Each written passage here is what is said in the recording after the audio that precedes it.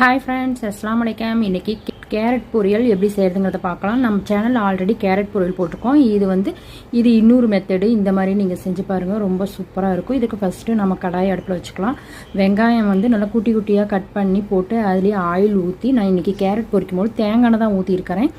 உப்பு தேவையான அளவு போட்டுக்கோங்க. நல்லா வதக்கி விடுங்க. கொஞ்சம் நல்லா வதங்கினதும் கருவேப்பிலை ஒரு கொத்து அளவுக்கு போட்டுக்கோங்க. கருவேப்பிலை போட்டு நல்லா மிக்ஸ் பண்ணி விட்டு இதே மாதிரி நல்லா கிளறி விடுங்க. வெங்காயம் நல்லா ப்ரௌன் கலராக ஆகிற வரைக்கும் நல்லா வதக்கி விடுங்க. வதங்கினதுக்கப்புறம் நம்ம இதில் அரிஞ்சு வச்ச கேரட்டை போட்டுக்கலாம். கேரட்டை போட்டு நல்லா மிக்ஸ் பண்ணி விட்டு ஒரு டம்ளர் அளவுக்கு தண்ணி ஊற்றி மூடி போட்டு வேக விடுங்க. அதுலேயே நம்ம மிளகாத்தூள் போட்டுக்கலாம். நான் மிளகாத்தூள் குழம்பு மிளகாய்த்தூள் தான் நான் போடுவேன். எல்லா பொரியலுக்கும் நம்ம சேனலில் நம்ம குழம்பு மிளகாய்த்தூள் எப்படி செய்கிறதுங்கிறத நம்ம போட்டிருக்கிறோம்.